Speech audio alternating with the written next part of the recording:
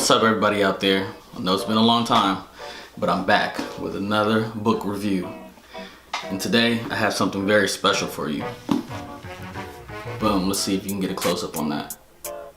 The Autobiography of Malcolm X by Alex Haley. I know I might be a little late on this, but this is a great book. I'm gonna start this video off with some things that I actually liked about the book. Alex Haley wrote this book beautifully.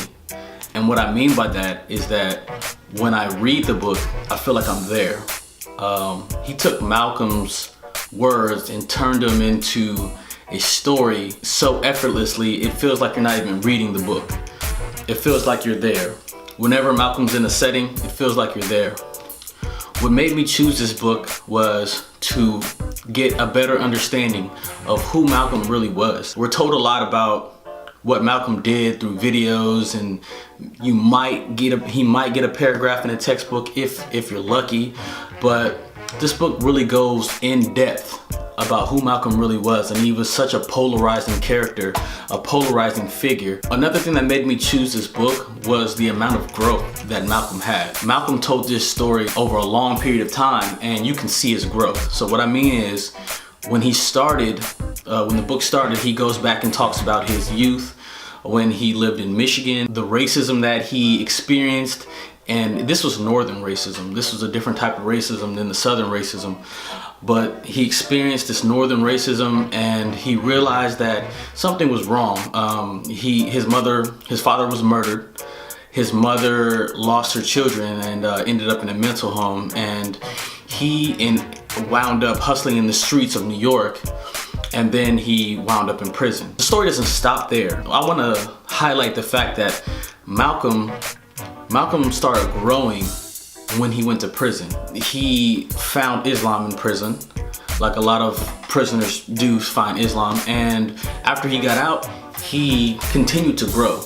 He pushed the Nation of Islam and actually helped recruit thousands and thousands of Muslims all across the United States into the Nation of Islam. Malcolm continued to grow after that, but his growth always seemed to be spurred by tragedy. So what I mean by that is, when Malcolm got arrested, he got sentenced to 7 years, I believe, and that sparked his growth. When Malcolm separated from the Nation of Islam, that again sparked his growth. When Malcolm went on his Hajj, I believe it's called, and went to Mecca, that wasn't tragic, but that again started his growth as a person. And you know, his story, his narrative changed.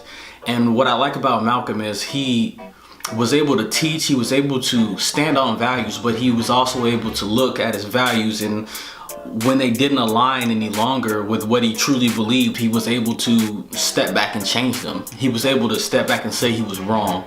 This book spans about 450 pages, but it's beautifully written. And it's a treasure, it's a gem. It'll make you do a lot of self-reflection, and closer to the end, you know, you get kind of teary-eyed because we all know how this ends. But it was a great read nonetheless, and it brought a lot of clarity to who this man was. And if anything, I just look at him and he's that much greater in my eyes. So Malcolm X, written by Alex Haley. If you haven't read this book yet, please go ahead and read this, because it's a classic. Thanks.